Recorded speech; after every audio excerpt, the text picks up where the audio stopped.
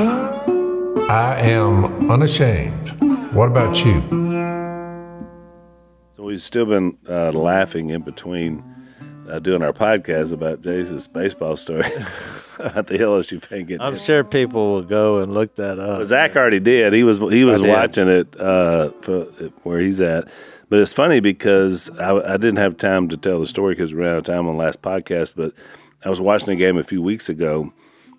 I'm a Dodger fan. I was watching the Dodgers play, and there was a guy out in left field, and he caught a home run ball, but it was from the other team.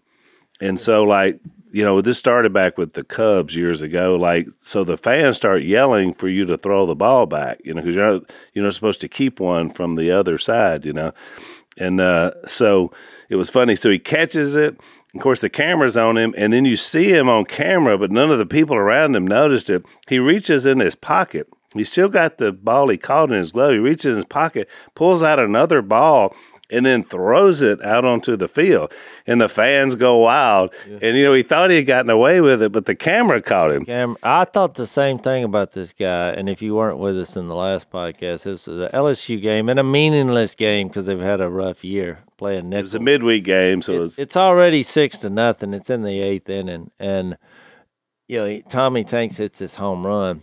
And this guy, when you just start thinking about the backstory, because that became the story, the game's over. They showed this guy literally for the next 30 minutes doing all kind of weird – because, one, you were worried about him. I mean, this could kill him. The exit 109 miles an hour. Yeah, and it was still on the rise. It was just a vicious home run. And so – but you think about this guy. He positioned himself, his buddy, his family, in the left corner bleachers. He brought his glove. He wanted this moment. He's anticipating. He had a dream. If I could catch a home run ball at LSU game, that would be all I need. And here's the moment. You have it. And instead of catching the ball, you take it off the noggin, bounces out of the stadium, and then it's such a vicious hit that you're concerned about him, and he becomes the most famous person at the field, and will go down in infamy because if you hadn't seen it, it's only funny now that he's okay and the way he was acting about it, and just the way the media just knew this. You couldn't have picked a more perfect guy to have a story. And that was the story with this guy in the Dodger game because they sent Buster, what's his name, Buster Olney. He went out and interviewed him. And of course, they keep going back to this guy. And he said, so they're asking him, and he's a Hispanic guy, and he was pretty funny and engaging. I mean, you think about it, this guy's just out in the stands. They said, well, obviously you came prepared. He said, oh, yeah, I don't like getting booed. He said, he likes to get booed. And then he said, but my wife's going to be mad at me about something, and so they're interviewing. These are the guys in the booth, and they said, "Well, why is your wife going to be mad?" And he said, "We don't have enough time." Yeah. Well, that reminds. I thought this guy is on national television being interviewed by these guys in the thing, and that's a funny line. But it's like the guy for the Cubs who caught the foul ball in the World Series. Oh, what's his? I don't even remember. Brinkman. Look it up. Somebody look it up. Bartman. That became the most famous foul ball. The guy had to move. He had to move out of the state of Illinois. That's what I was going to say. He had to move because he thought, I caught a foul ball. And now the city wants to hurt you because you cost He was getting death threats. And the people were even believing in because it was fan interference because it wasn't a foul ball. Yeah. And it cost him a chance to win the game. Exactly. And then they're like, it's just a curse. We're cursed. We'll never win the World Curse of the Series. GOAT or whatever. Which eventually they did, didn't they? Yeah, they won. They won at 16. So much for any other gods. Somewhere Bartman hopefully can get his life back together. I don't know, but things happen. They do. Zach, you were going to say something. Well, I was thinking about my son. You'd be proud of him, Jace. We're under construction right now at the house, and so one of my kids busted a pipe outside, and it's just spewing out water. So I get they got a little tool you use to turn off a water meter. So I went out to the water meter, and I turned off the water meter, and it did stop. Like the leak stopped, or the outside in the yard. But what I noticed was that inside the house, the water was still going, because I called Jill and I said, hey, just so you know, I just turned the water off, and so you want to have water for a little while until I fix this pipe. She said, well, I'm using the water right now. It's on, which kind of got me worried. I was like, how in the world did I turn off the water meter and I still have water? And then I remember that when we first moved here, I saw an old water meter in the back of our property. And I got to thinking, I wonder if that water meter is connected to the house. So, but it was covered up with probably 28 inches of pine straw, leaves, mulch, just like a mulch pile. And so I had a guy come out here. I said, hey, I need you to move this mulch pile, because I think there's a water meter somewhere under that pile, and I need you to find it. So I paid a guy to come out here with a front end loader. He spent 4 hours moving everything around. He calls me up, said, look, there ain't no water meter under there. I promise you, no water meter. I said, there's a water meter under there somewhere. He said, there's not a water meter. I've looked everywhere. And then I remembered that Fred he's now into metal detecting. He has a metal detector. Oh. And so the game was $50 to the man who finds the water meter.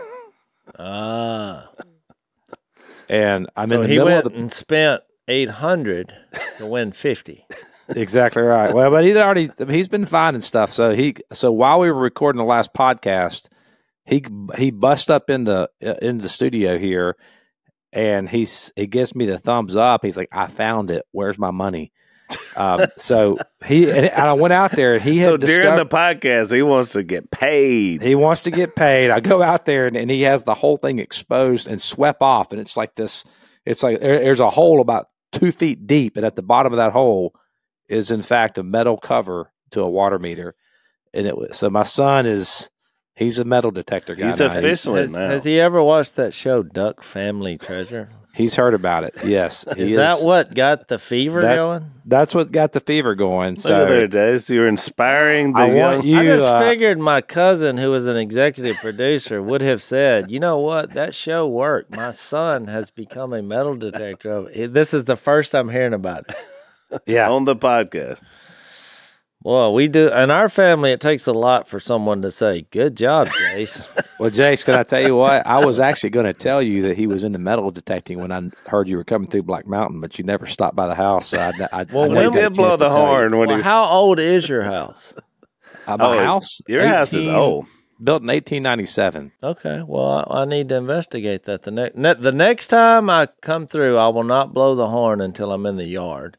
There you go. And me and Fred are going to go out and see what's in your yard. Has Fred found anything out there like of value, any kind of coins and stuff? Because you should have. He's found what he's found is a lot of these the old windows that they used to have. They had weights on them, metal weights, and they were tied to ropes. There's like these long metal. They're like iron anchors that the rope is tied to it. It's on a pulley system, and that's how they operated windows apparently back in the late 1800s. So he's found a bunch of those weights, which means that I don't know if there's another house here that I don't know, but it's like they're weights to a window. Because that is right. Yeah, you only knew a professional metal detector who could come and tell you exactly what you're dealing with. But maybe you'll find one. Yeah, maybe you'll find a team, like a team that would have their own television show. You need a guy, that's a close friend or in your family that possesses a certain set of skills that could train young Fred for future endeavors. I'm smelling a whole new series here. The next gen. Next gen. Metal detector. Well, what I like about that, if you haven't noticed, what our family does is we try to do things that are good, clean, fun, like duck hunting, metal detecting. And these are things you can do with your family that take up their time, especially the kids. Right. That's good, clean, fun you can do together. And that's, we've used that as a platform to declare Jesus. Dad used to always say when he'd speak to audiences, especially families with young men in it, he would always say, if you want your kid to stay out of trouble, you won't find trouble in a duck blind or on a deer stand, but you will find trouble in town. That's what you used to always tell us. They used to have that cheesy saying, if you don't want to have to hunt for your kids, take them hunting. Yeah. But I agree. You know, somebody said, I think when we had For King and Country, which I've been doing a lot, Missy and I, to promote that movie. We actually, for our charity with the craniofacial families that we help, and a lot of you people have supported and sent your money to, which we appreciate. You know, Missy's like, you know, some of the, we pay a lot for their surgeries and travel when we do our fun day for them and invite all the families. And basically what we're doing in that charity, which my daughter leads, is connecting these families, because it's such a life of suffering and you need that support. You know, Galatians 6 comes to mind, carry each other's burdens. And she had an idea, which I thought was fantastic. I love it because my wife, when it's something about Jesus or kids, she is a warrior. And I sent that statement to Joel Smallbone. He's the one that dresses kind of weird. Yeah. Which is probably normal for our society, but to us it was a little weird. I sent that to him because, looked at us, because I said, well, we offered tickets to all the families to go see the movie Unsung Hero, because it's such a family-oriented movie, and it also is a family that is reliant on God's power, and it's a message of faith to trust God no matter what the circumstances, because their early beginnings was tough.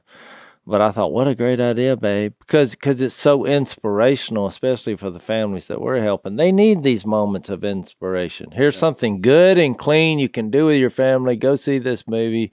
You'll laugh, you'll cry, but you'll be inspired that you're part of God's forever family. So I was really proud that we got to purchase a lot of tickets for these families. So one story I didn't get to tell in the last podcast, I only had one thing I had to do. We were doing podcasts the day of the wedding, and so they were all getting stuff ready and, you know, prepped and all that stuff. And so I had one job to go by. We were serving tea at the wedding, and we were having to get 20 gallons. Normally I would make my own tea, but, you know, we had too many people for that. So McAllister's has really good tea. I mean, if I'm going to buy tea in town, that's typically where I would go. So I told Lisa, so I'll order it, and I'll pick it up on my way out. So I stopped by our local McAllister's, and I go in and said, all right, I'm here for the tea for a wedding. I got my suit on. I mean, I'm ready to go preach. I'm on my way to the wedding. And she said, okay, 20 cups of tea. I said, 20 cups of tea? And she said, yep, that's what I got you here for. And I was like, I was told to pick up 20 gallons of tea. And she said, well, I'm looking at the order here. It's 20 cups of tea. And I was like, we're going to have a lot of thirsty people. I said, we got 175 people. And she said, let me check. And I said, do you have that much? Can you make me some tea? I said, because literally I'm an hour and a half away here. And she said, oh no, we made it, but it's just rung up as 20 cups. I said, okay. I said, but you have the tea. She said, oh yeah, I see it now. It's back in the walk-in. I was like, okay, so good. And she said, so 20 cups of tea, right? I was like, nope, I'm going to need those 20 gallons. So what happened was the computer had it wrong, but she was having a problem making the link because she was like, what do I do? I said, tell you what. I said, are you telling me that we're just undercharged in your system here? That's what it is. I said, then just ring me up 20 gallons, and I'll pay you for it. I'll pay you for the rest of it. She said, okay, I got it. But it was so funny having to walk her through this process. I thought, as I usually do when I go into some place to buy stuff now, is that people just have a hard time connecting. I thought you were going down a road of where somehow we were going to get 20 gallons of water changed into tea. Which would have been a John too. That's a lot of tea. Well, it was funny. So two girls start bringing out. They had like 2 gallons each, and they go to hand them to me. I said, could you guys load them in the car? Because I'm like ready to go to the, could y'all do that for me? I said, I'll make it worth your while. So then they're hauling tea out to my car, and we wound up with 20 gallons of tea. But it's so funny you bring that up because we're such tea snobs. I mean, so Missy, she'll want to go somewhere, and I'll say, how is their tea? She's like, I don't know. I was like, well, that matters. It matters a lot. Because there's very few places you're at, because it's all about the water, whatever water. You got to have good tea. You got to have good water. In fact, we just did on our last cooking episode, that appears on Blaze TV. You got to subscribe to Blaze to get it. We did a whole segment on tea because tea is such a big deal. So we had a blind taste test with Si, Dad, and Mom as to who made the best tea. So you'll have to check that out on the Cooking with the Robertsons to be able to do that. Let's take our first break. So you guys have to check out NetSuite by Oracle, one of our podcast supporters. And Jase, I know you know about Oracle. Yeah, I do. I own their stock. I don't know a whole lot about them. NetSuite basically helps your business be able to focus, spend more on your operations, your multiple systems, delivering your product or your service by helping you keep your margins and save some money. Every business is trying to deal with their expenses that they spend on the materials, their employees, their distribution. You want to reduce cost and you want to reduce headaches. And so that's what NetSuite does for you. NetSuite is the #1 cloud financial system. It brings accounting, financial management, inventory, HR into one platform, one source of truth. With NetSuite, you reduce your IT costs because NetSuite lives in the cloud, so there's no hardware required. You can access it from anywhere. Cut the cost of maintaining your multiple systems because you've got one unified business management suite. You improve efficiency by bringing all your major business processes into one platform, slashing your manual tasks and your errors. Over 37,000 companies have already made the move, so do the math, see how you'll profit with NetSuite. By popular demand, NetSuite has extended its one-of-a-kind flexible financing plan for a few more weeks, so head on over to netsuite.com/Phil. That's netsuite.com/Phil. Check them out, netsuite.com/Phil.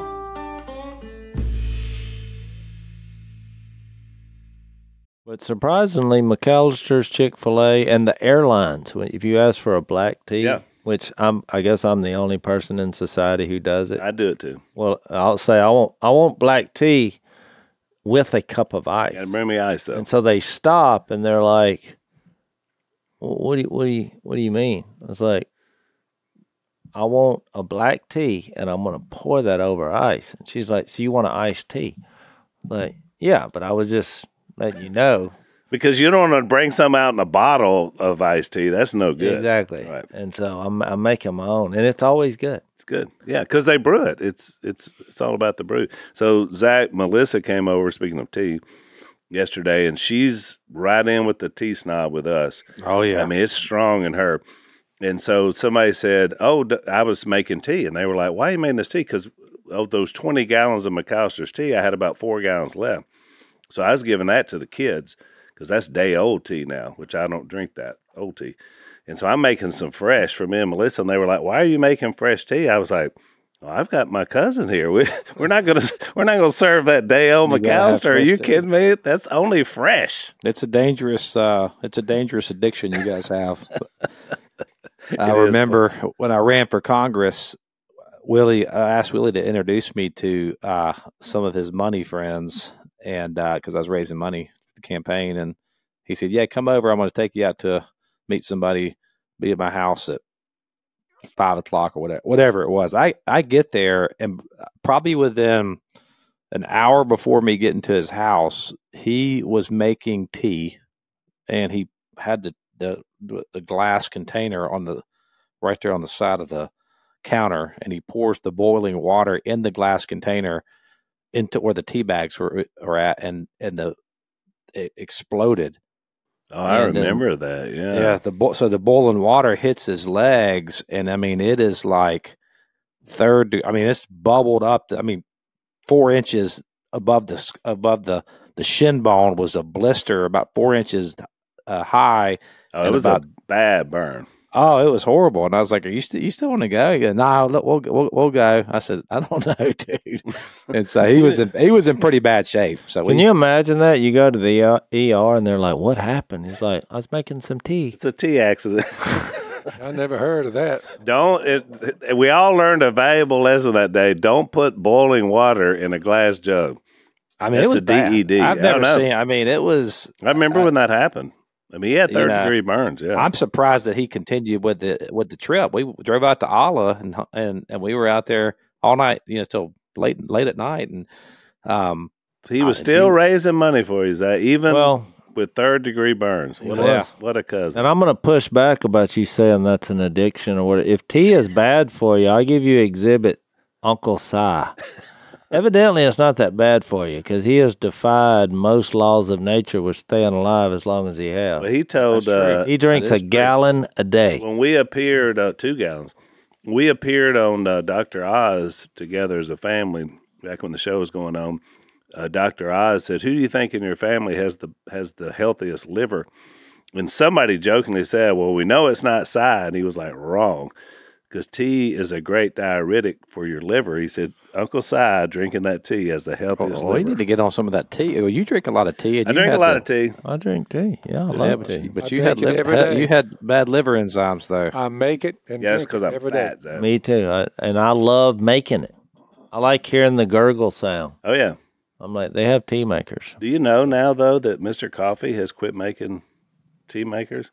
I don't know what's going to happen when this last one goes out. We're just going to have to go back to boiling on the stove, I guess. Yeah, there's always a way. I have connections. I know people. Well, let me know. Yeah, there's a warehouse somewhere with 1984 NIVs and Mr. Coffee tea makers.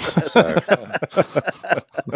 By the way, Zach brought it up because I get every other week I get an email asking what Bible you use. It's the 1984 NIV. But quit looking for it because it's not out there. Looking for it because I've said I don't think it's the greatest translation. I mean, a lot of things I think they get the wrong. 84 is better than the 2011 or whatever the newest one is, but you're right. There's some issues. I've started following Zach's lead and going with the It's ESV. Nothing major. That's why I did the little Greek. But we've memorized all our Bible verses in Yeah. this version. That's the problem. So that is a problem. It doesn't sound quite right to me otherwise. So, which by the way, since we're here, Acts 16, we are finally going to get to that story that we've been pushing for the last few podcasts to try to get to. We've kind of told the story, but there's a couple of elements in it I want to read. We're in Acts 16, and we had Lydia's conversion. Paul is in Philippi.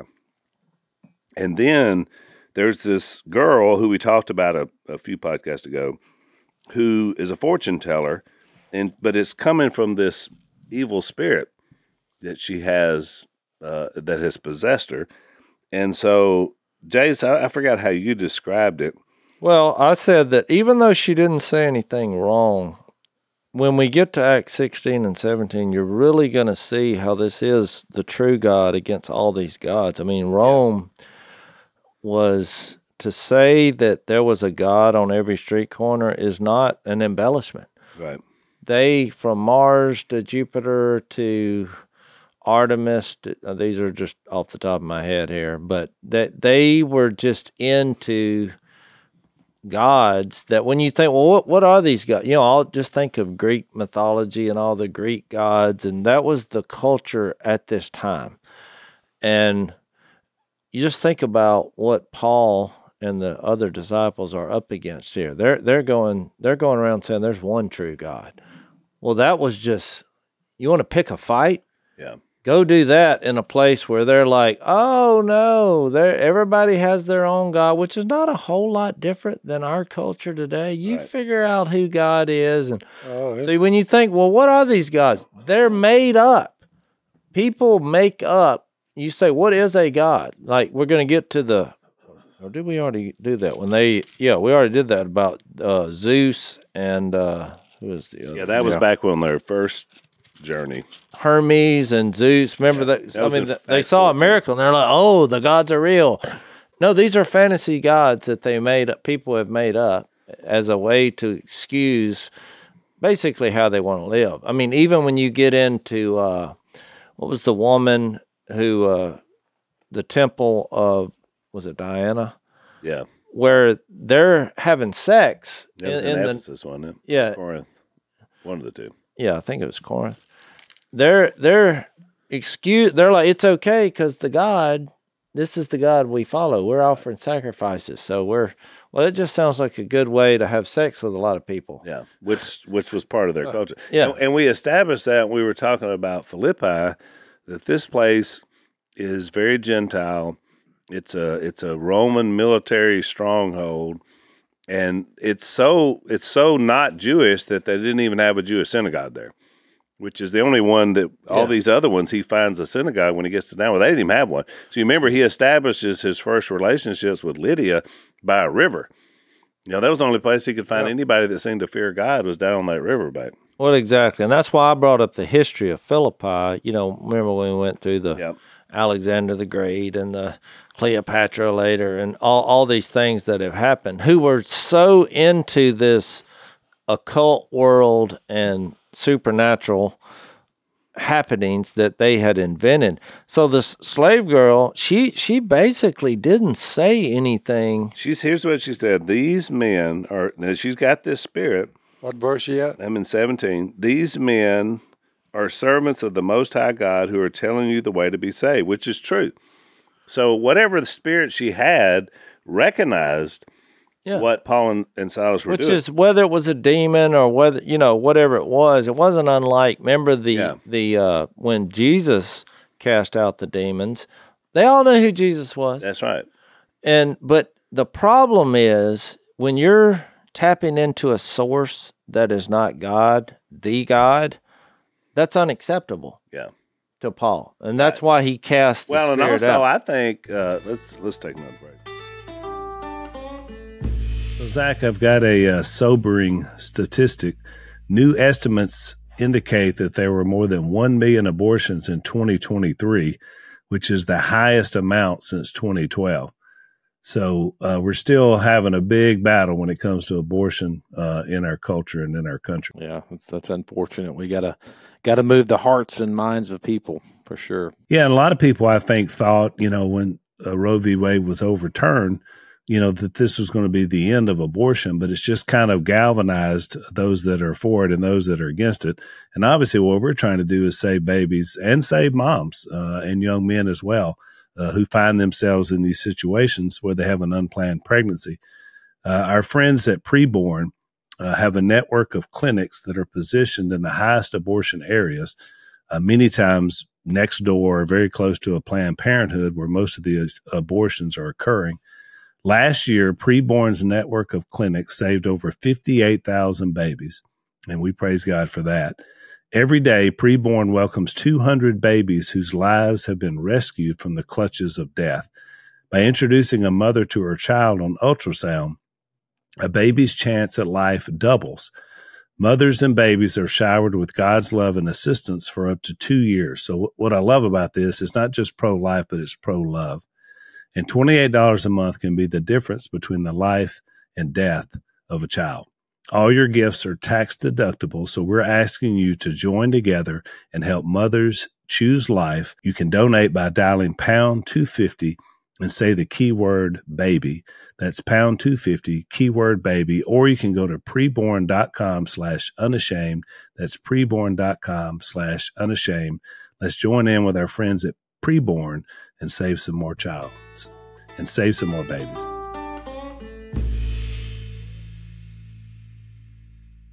I also think it may be because it says in verse 18, she kept this up for many days.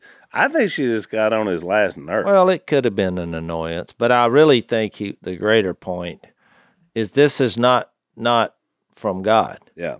And he says, finally, Paul became so troubled for whatever reason that he turned around and said to the spirit, so we definitely know it was a spirit, in the name of Jesus Christ, I command you to come out of her. At that moment, the spirit left her. Now, to Jase's point about the surroundings, this, of course, upset the owners of this girl because they've been making money off of her. So they dragged them. Which is another god. Exactly. People serve money as a god. They brought them into the marketplace. Verse 20, they brought them before the magistrates. These men are Jews and are throwing the city into an uproar. So you see there's kind of an anti-Jewish bias there too. You can see that. By advocating customs unlawful for us Romans to accept or practice. That's not even true, but...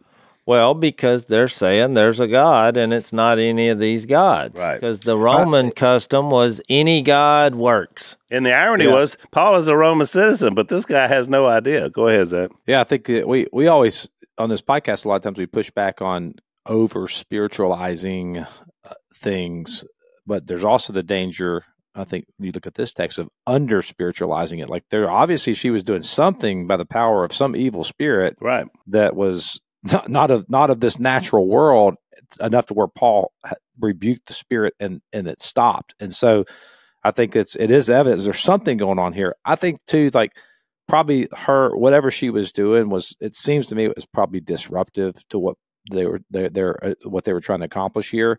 And she, because that idea of that she's following them and crying out, so this isn't necessarily like, a proclamation of truth that she's doing. She's becoming a real annoyance and a hindrance, probably, and distraction, right? And a distraction. Yeah, you see that in our culture today. I mean, there's been stuff in the news, even recently about churches where when an illustration or becomes a distraction. Yeah. Let's have an event.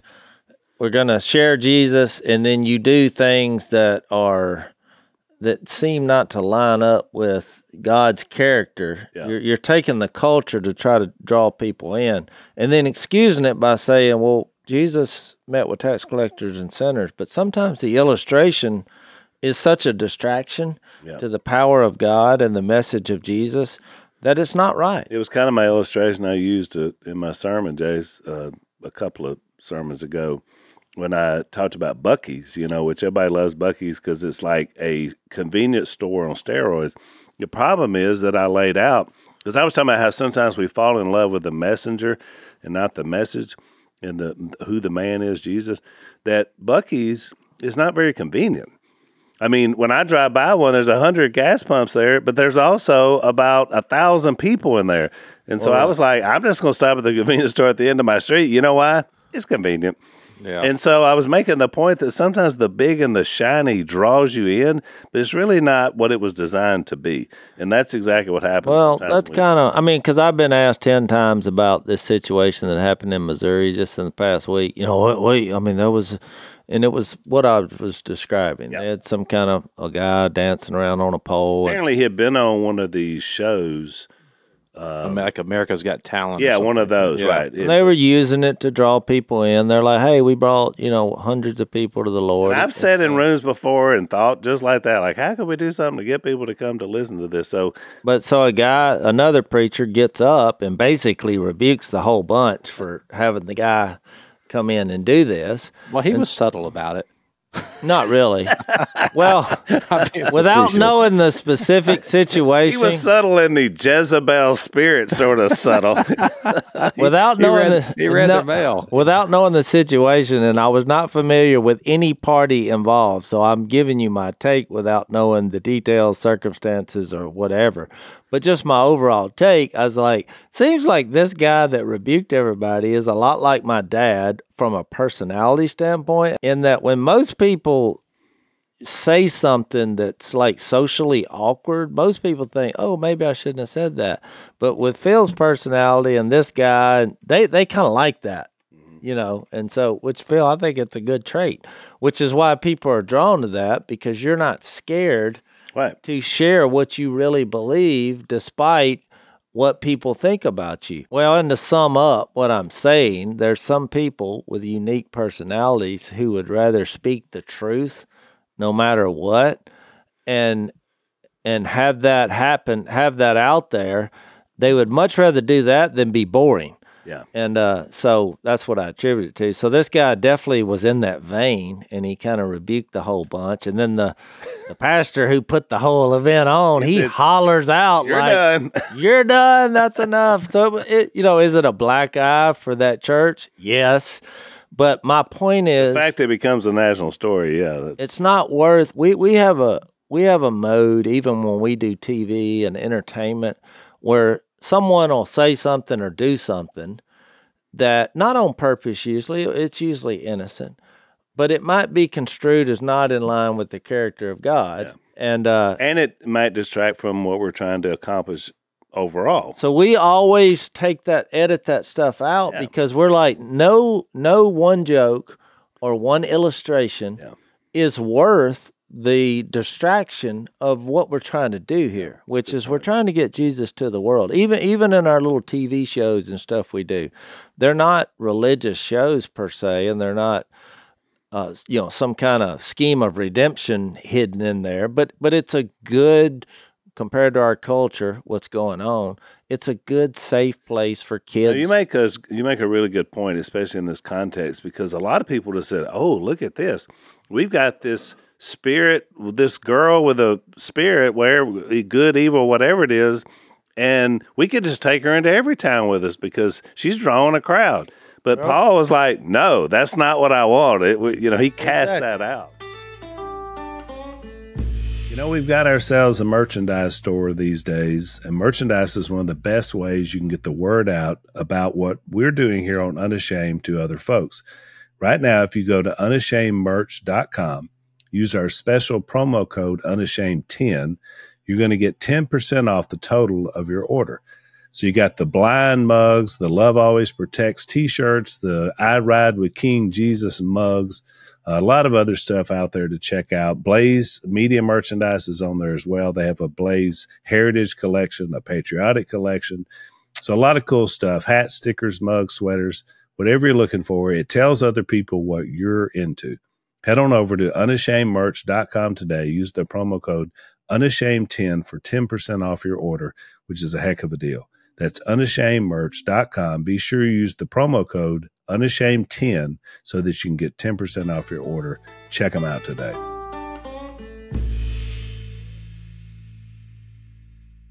So the crowd joins in this attack on Paul and Silas. The magistrates order them to be stripped and beaten, verse 22. And magistrates are, I don't know if Zach, he's the smartest one here, but they're like the court officials who, like when you would handle like misdemeanors or something that, because just think about what they're doing. I mean, just think from their perspective. These magistrates are like, so the guy cast out a spirit. I mean, they're probably not even thinking this is true. Right. So this is a petty disturbance. That's right. And I think it's important because you see that and you're like, well, who are they in major trouble? Because it doesn't seem to fit where after this whole encounter, well, they just let them go. But how do you really prove this? Can you imagine being in front of a court and you're like, what's the problem? It's like, well, I cast out a spirit. I mean, as soon as I hear that, I'm like, what exactly is the problem here? You're going to try to prove that these men cast out a spirit of your money-making scheme? Oh, who was a fortune teller and how you were making money. By the way, that's not the charge they said, did they? They said these men are Jews and they're stirring up trouble and they're doing and saying things that Romans shouldn't be. They didn't say anything about a girl with a spirit. Well, that's why I brought it up, because how are you going to prove? What is your proof of this? I think part of what they were saying, though, because my translation says they advocate customs that are not lawful for us Romans to accept or practice. And what they're missing is, in Acts 17, as his custom was, Paul went into, it's his whole job, it's just right here, went into the synagogue, and on 3 Sabbath days, he reasoned with them from the scriptures, explaining, here's what he was doing, explaining and proving that Christ had to suffer and rise from the dead. So he was with the gospel just right along there. Which I think didn't deviate to the right or the left. Yeah. He said, I'm doing my job. That's what he was saying. Yeah. You go back to Acts 4, you get the idea of what they may have been saying that was so offensive. It's Acts 4:12. And there is salvation in no one else. Yeah. For there is no other name under heaven given among men by which we must be saved. I think that's what they were. Yeah, but that's what they're angry about. My point is, the point of the story, though, is they're not saying what happened. No, because nobody's going to believe that. So they're just Because they're upset because they lost their way to make money. They're mad because their money's been taken away. But it's funny because it's the same thing that happened at the beginning of Acts when Stephen's stoned. They bring a false accusation, just like they're doing here. A different group of people, though. But the Jews brought false accusation against Stephen. They brought a false accusation against Jesus. I think that's the thing that when you walk in the kingdom, when the accusation comes, it's never going to be an accusation against what you're actually saying or a proclamation of God's kingdom. It's always going to be a false accusation. Well, this is cancel culture before it. That's right. The people say, what about cancel culture? It's like, words, no, that's been going on since Acts He chapter said, this 16. Jesus I'm proclaiming to you is the Christ. He said, Paul, some of the Jews were persuaded. Well, look, he's making headway. And joined Paul and Silas, as did a large number of God-fearing Greeks and a few prominent women. But the Jews were jealous, so they rounded up some bad character from that marketplace, formed a mob, and started a riot in the city. Well, that's what they do these days. Yep. Well, exactly you what have a they do. totally different circumstance in the next chapter, but it's the same result. Same result. Cancel So culture. here's the difference with our cancel culture, Jays, and theirs. In verse 23, after they had been severely flogged, so this is more than just getting kicked off of Facebook, they beat the fire out of them because a severe flogging, I mean, we know that from the crucifixion story, right? This is a serious beating. They were thrown into prison, and the jailer was commanded to guard them carefully. Upon receiving such orders, he put them in the inner cell and fastened their feet into stocks. So they've been stockaded here. Inside the prison, they've been beaten, and so you'd think, and this verse amazes me, the next verse, because, I mean, you'd think at this point, you're like, man, I don't know, this didn't seem to work out too well. Instead, about midnight, Paul and Silas were praying and singing hymns to God, and the other prisoners were listening to them. Well, just think about that for a second. Because what do we do? What we do is we get angry, and then we have to basically create some kind of political revolt. Because we're so My afraid. rights have been violated. Yeah, but I'm all for like fighting for religious freedom and whatnot. But man, it seems to me like these guys are in a culture they didn't have any freedoms. But what do? In the midst of persecution, they sing hymns and they pray. They manifest the Holy Spirit in them. Every blessing, the song we sing, you pour out, I turn back to praise. That's what they're doing in this moment.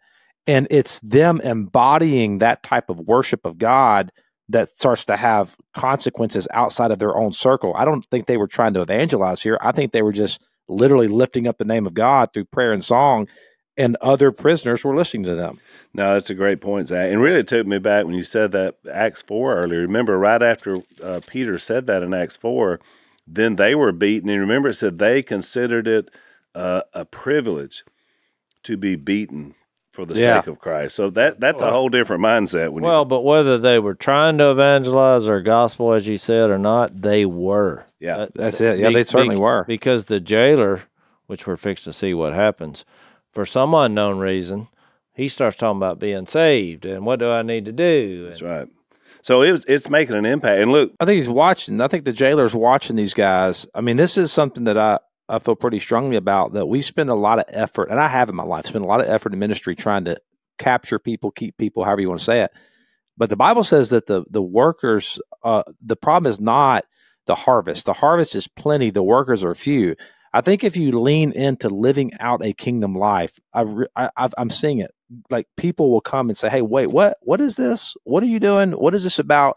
And it's happening here. At least Strobel talks about this in his conversion experience, where he calls it boomerang evangelism. I can't remember the entire story, but there was something like there was a gospel like exchange going on between two people, and then somebody is like in the room and they hear it, and they're not even in the conversation, but they come to Christ. May have been him or someone else. I can't remember the exact story, but it was like someone came to Christ because of a conversation that somebody else was having that they overheard. And I think that's what you're seeing here. You're seeing this jailer guy. He's just in there watching the jail, and they're in there doing the kingdom stuff. And he's like, wait, what? How in the world are they? Why are they singing? And why are they praying to God? Don't they realize they're in jail? Which created in him a curiosity to know about how to be saved. And it was the unexpected too. Let's take our last break.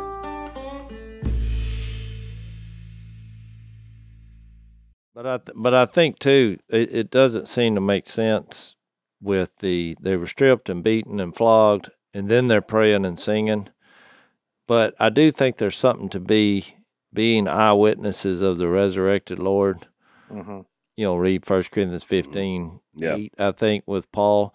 Because I watched this movie the other night that I had never seen. Missy had. It just came up. We were trying to find a movie, and she's like, oh, that was a good movie. It was called Risen. Yeah. Have you seen that? Yeah. That's loosely based on Scripture. They got the events right, but they kind of created their own character who was the head of the Roman guard. Yeah, it was trying that to was prove. investigating the resurrection. They were scared that they were going to steal the body. You remember that? Yeah. But it's a great movie, and I like the movie. What we watched it again, and what was captured there is that it was different for them, because he would come in there and threaten and say, "This is post-resurrection." Right. He would threaten the disciples like, "We're gonna, if you don't tell us where the other disciples are, we're gonna torture you and kill you."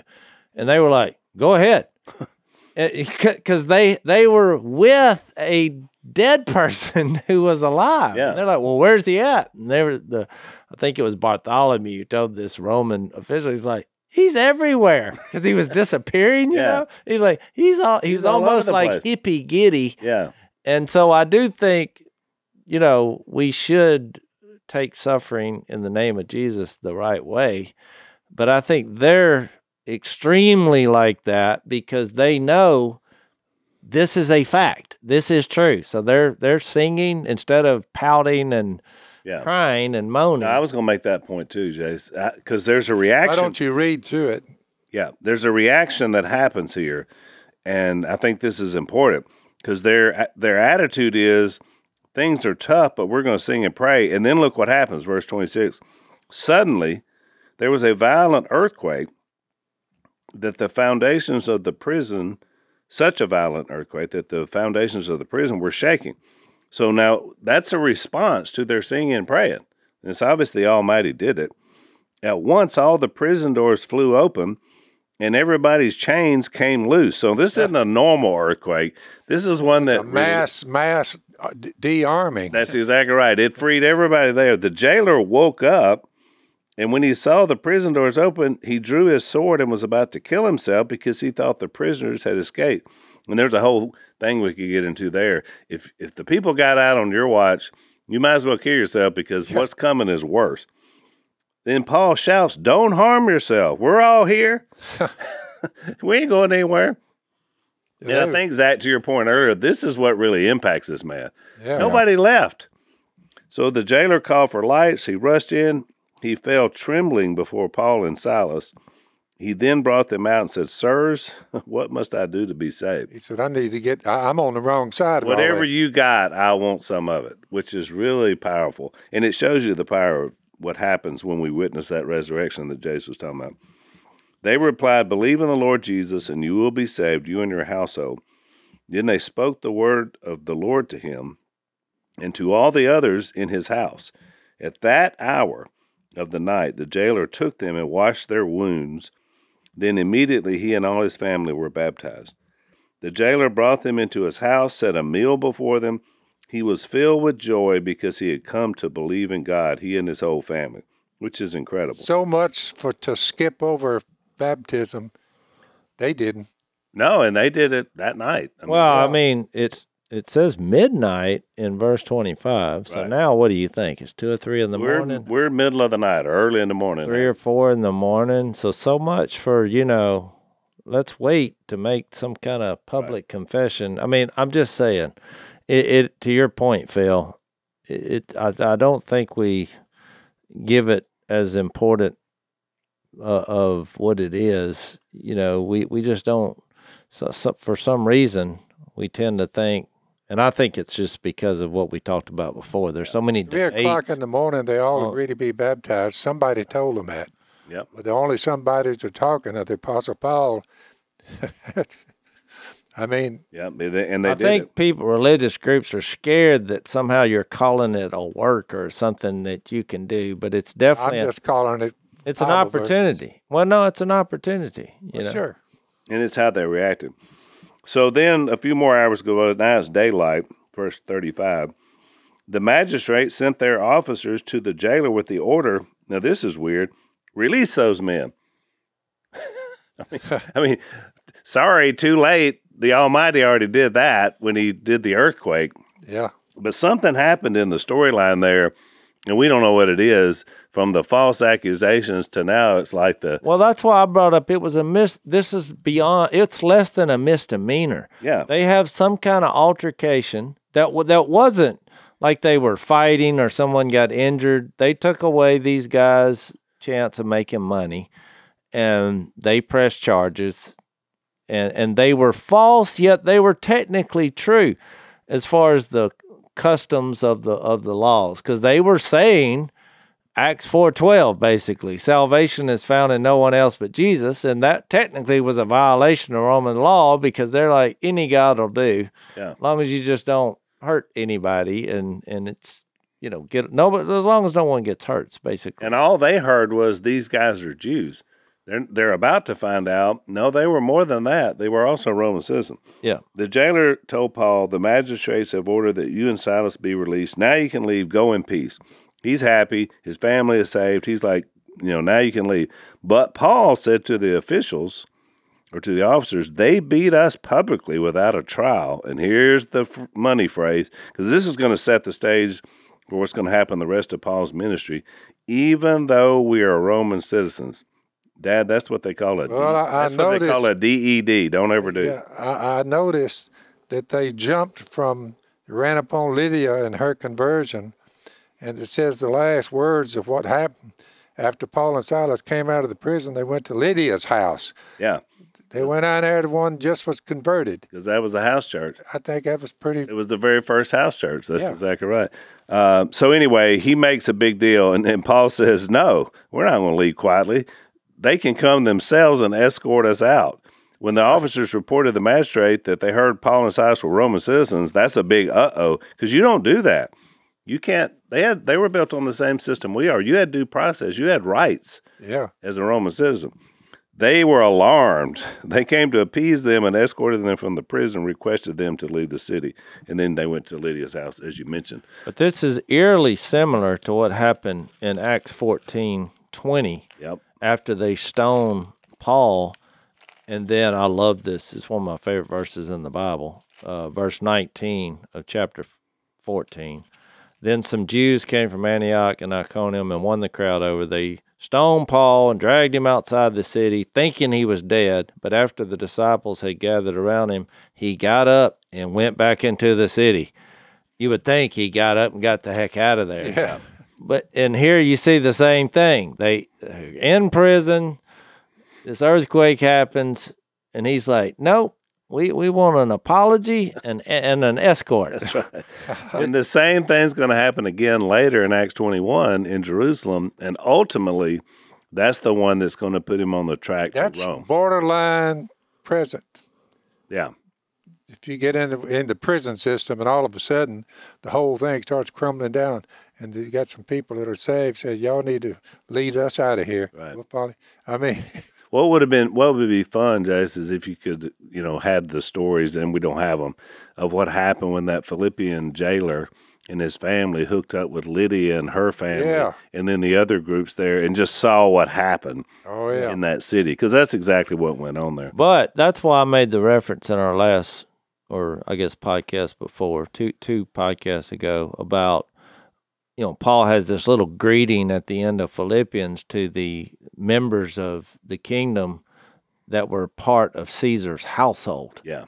This is the kind of boldness and courage that it takes to take on any power that sets itself up instead of God. Because you got to remember, these people were all bowing the knee to Caesar. He was the God of this age, even to the point of where they tried to change the calendar so it wouldn't be a revolve around Jesus, but Caesar. Yeah. They tried to implement a law that said we count time by Caesar. And so, and the other thing is when you're showing the character, it's sounding like the United States all over when again. you're showing the character of God, you never know how you're going to impact people. This jailer, they could have had an accident in that inner cell and been killed. Instead, the jailer and his family were saved as a result of it. So it's very powerful. it's an incredible story. It's one of the best stories. Well, I'm glad it only took us about 4 podcasts to get it out there, but we got it. And next time we'll move on to Thessalonica. Dad's giving us a little preview. We'll get into that on next Unashamed. Thanks for listening to the Unashamed podcast. Help us out by rating us on iTunes. And don't miss an episode by subscribing on YouTube, and be sure to click that little bell to get notified about new episodes. And for even more content that you won't get anywhere else, subscribe to Blaze TV at blazetv.com/unashamed.